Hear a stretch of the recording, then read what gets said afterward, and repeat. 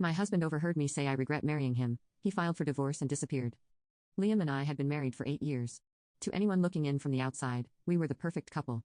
We had a modest but cozy home, steady jobs, and a quiet, predictable life. Friends would often comment on how lucky I was to have someone like Liam, reliable, kind, the quintessential good guy. But deep down, I knew something wasn't right.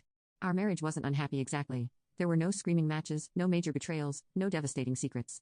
It was just empty. The spark we once shared had long since flickered out. Conversations became transactional, affection was rare, and intimacy felt like a chore. I told myself it was normal that every marriage hits a plateau, but the nagging sense of dissatisfaction never left. One rainy Friday afternoon, I was home early from work when my sister CLA called. Her voice was animated as she launched into yet another story about her boyfriend Greg and his endless list of flaws. She vented about his lack of ambition, his laziness, and his inability to commit. "I just don't know if he's the one," CLA said, exasperated. "How did you know Liam was the right person for you?" Her question caught me off guard. I hesitated, searching for the right words, but the silence stretched on. CLA laughed nervously. "Come on, don't tell me you have regrets too." I don't know what came over me. Maybe it was the weight of the past few months pressing down on me, or maybe I just needed to say the words out loud, even if only once. "Sometimes," I admitted quietly. "Sometimes I think I do regret it." CLA's end of the line went silent, but the floodgates had opened. "It's not that Liam's a bad husband. He's a good man and has always treated me well.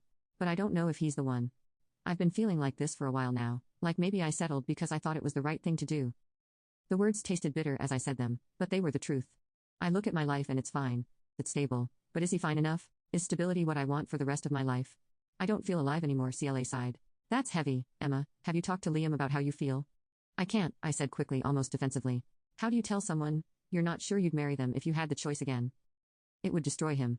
I heard a soft creak behind me. My stomach dropped. "CLA, I have to go," I said hurriedly before hanging up.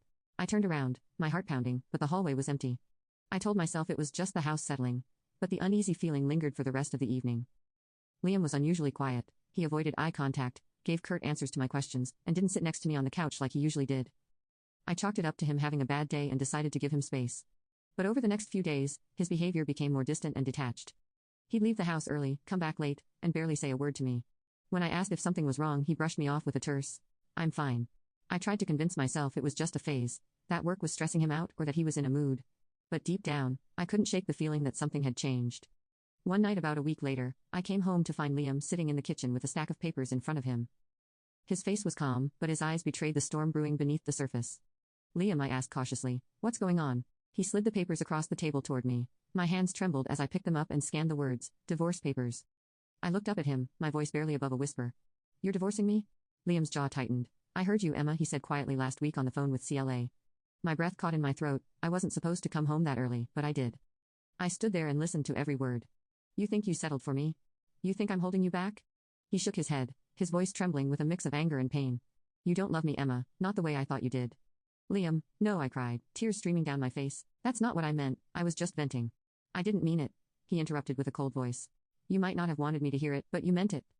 And I can't stay in a marriage where I'm just someone you settled for." I begged him to reconsider, to let us go to therapy to at least try to fix things, but his mind was made up. "I'm done, Emma," he said firmly. "I deserve someone who loves me completely, and you deserve to figure out what you really want." The next morning he was gone, no note, no explanation. He didn't return my calls or texts. When I went to his office, his coworkers said he'd taken a leave of absence. Weeks turned into months and I still had no idea where he was. The divorce went through uncontested, and Liam never reached out again. It was as if he disappeared from my life entirely. Even now, years later, I can't think about that day without feeling a pang of regret. I thought I was just venting, that my words didn't mean anything, but words have power and mine destroyed the one person who truly loved me. Sometimes late at night, I wonder where Liam is, if he's happy, if he's found someone who loves him the way he deserves to be loved. And sometimes I wonder if I've made the biggest mistake of my life by letting him go.